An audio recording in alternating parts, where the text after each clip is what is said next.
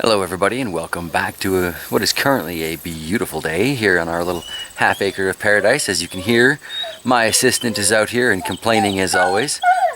Dude!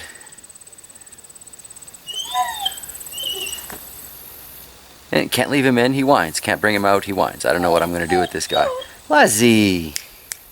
Guy's a punk. Anyway, I figured since it's a beautiful moment right now, and I told y'all yesterday I'd bring you by to show you these tomato teepees I'm throwing up. We'll do just that. They're not terribly complicated, but then again, most of my projects I like to KISS method, right? Keep it simple, stupid. So I'll show you what I've done, and then I'll show you what I'm doing, and well, we haven't looked at the peppers, so we'll probably show you peppers too. So for the most part here, the tomato grove, my little forest of single sticks poking up in the yard, has done a lot better than I expected, especially since those trees are still blocking pretty much all the morning light. However, a lot of these guys have started to really kind of spread out, and this stick really serves no function other than like identifying the location of the plant. None of these things are wrapping up around it, climbing, anything like that. I have yet to take a sheet and rip up little strips that would be, you know, wide enough that they're not going to cut into it to tie it up. So this clearly, it isn't working. It's not really doing anything for me. At this time, I still have a small army of spruce branches around to kind of deal with and use up and, well, basically treat as a resource. You know how I am. If it's on the land and available to me, I like to consider it a resource and find a use for it. So coming back over to the grove, this is what I've started doing. These aren't pretty, and there is by no means an organized system with which I am building them. This is the first one. It simply got tied at the top, quite messy, but it is helping to keep the fruit up off the ground. So I moved on and did this one over here for the broad ripple yellow currants. These are getting nice and ready, so those of you who are asking about seeds for these, I'll probably start saving those shortly. I'm going to try a couple different things though, so I'll do both with those. Hopefully one of them will work. Anyway, so this second one, I noticed I could prop up the plants a lot better, and as I had just mentioned, I'm getting the fruit up off the ground. So with the next one, I grabbed some of that green garden twine from the dollar store that I've been using to tie up the tops, and I made a light cage kind of around and holding things in place, holding the tomato up, and that seemed to work for this one. Yeah. So as you've probably come to expect from my channel anyway, there is no real sense of consistency or organization here, but there is an ever-evolving idea, and it seems to be working. So if you're interested, I'll show you how I'm making them. It's not hard. My little pile of branches here. Let's see, I find 3 that are roughly the same size. We got 1, 2. Let's take this one here, flip it over, and we'll call that 3. Alright, you gotta love it when I actually remember where the tripod is hiding. So, this is ridiculously simple. Remember that I warned you that. And I'm by no means a pro. However, all I'm really doing here, got my thistle, garden twine, whatever you want to call it, wrapping up the top of this several times. Okay. And then spread the legs out, kind of like it's going to stand. Hopefully this is still on the camera. And I start going around the individual tops, kind of wedging the string in between them. I'll double back up, which kind of tightens the grouping of string. Go back around, in between, double back up, come through the next one, through, a few more around. Like I said, there's no system to this, and in fact there's probably a much better system to this than the way I'm doing it. But this is, well, how I'm getting it done. Shorten up my ends.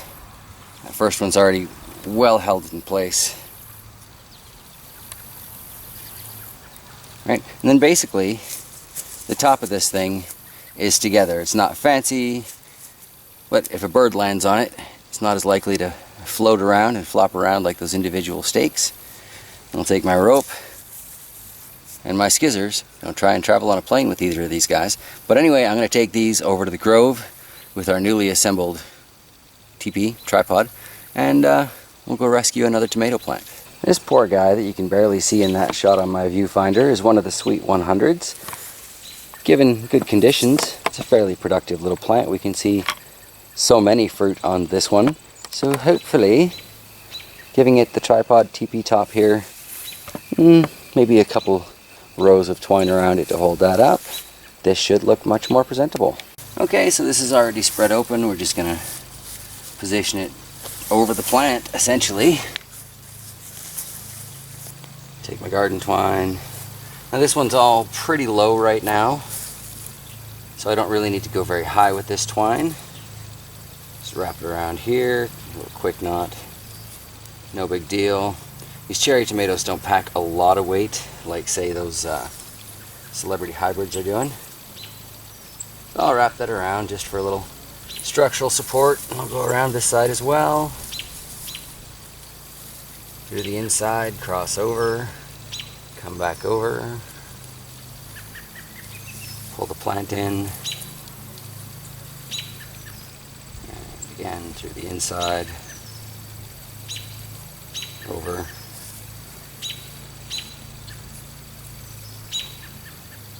And I think I'll actually go up with this one. It looks like it might climb a little bit given the opportunity.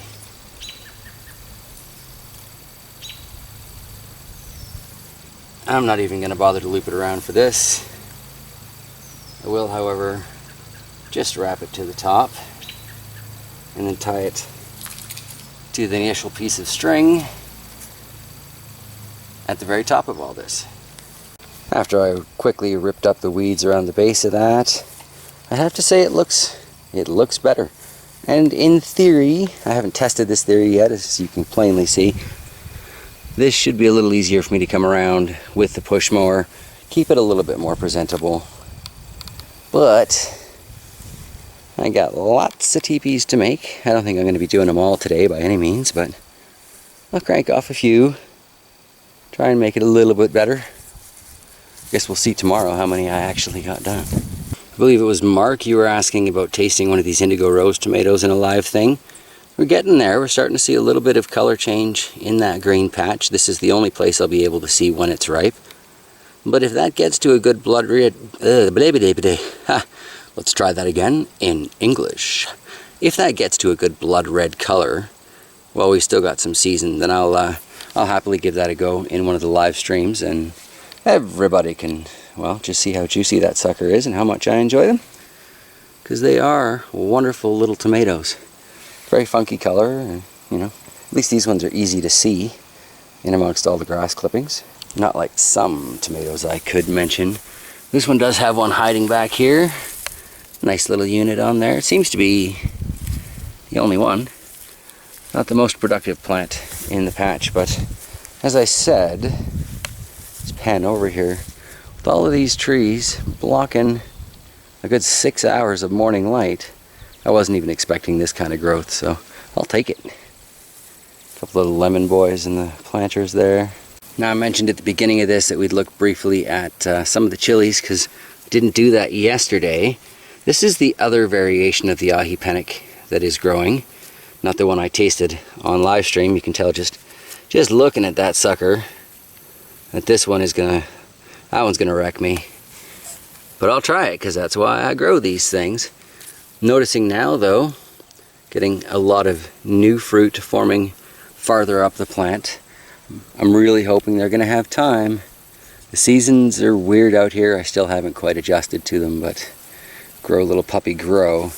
And then over here, we have another plant, claims to be an ahi penic, but the pods are a little bit different on these ones. When I first saw these pods, I was thinking, okay, this is going to be that broad pepper. Wow, what's going on with that one? See all those little spikes on that thing? Thing looks like a cucumber. Anybody seen that before? Could use a heads up on what's going on there. Yeah, anyway, so I thought those were going to be the broader pennants, like the one I tried with shocks on the live stream yesterday, but doesn't look like that's going to be the case. Sugar Rush Red here. Looks like it's going to be something of a pointy pepper. Come on, out of the shadow, you. So that's interesting. Got a few setting in here. See that one there, I hope. So that's more productivity than I saw out of a Sugar Rush Red last year. Very happy with this so far. It's only just the beginning of August. Patience, Mr. Bear. This would be the Sugar Rush Peach. Coming in here, we can see a lot more spent flowers. So those are good. Good signs of pepper starts. Not quite sure who's hollering down the road there, but like to see some peach color on there. Would be nice, would be nice. Just gonna have to wait it out. Yeah, we'll take a bit of a look at these tomorrow too. Some interesting things going on with that so-called red demon over there. Yeah, interesting. Well, I think that's gonna wrap it up for today. I've got a bit of a shady patch here I can work in, so I'm gonna crank off a few more of these TP tripod tomato holder things. And I'm hoping to get started on the rabbit hutch today. So Lazzy, jeez. So in the long run, that build project video will be, or project build video, every time I start speaking, the dog just roar, roar, roar, roar. Try and get him on camera rolling over or scratching his back though, yeah. Anyway, like I was saying before I was so rudely interrupted, I don't even know what I was saying anymore before I was so rudely interrupted. So we'll just wrap it up there, and I will go find out what the dog's problem is. I'll see you guys tomorrow with the Sunday look around everything that's growing on here. And yeah, hopefully I will have gotten a few more of those things done. Oh yes, the rabbit hutch. I'm getting started on the rabbit hutch project. So I'm going to wait till that whole build is done though before I make an actual video out of that. So that'll be a while. That'll be on the farm channel. I have some interesting ideas coming up there. Yeah, interesting. Cool. Alright, well I will see you guys tomorrow.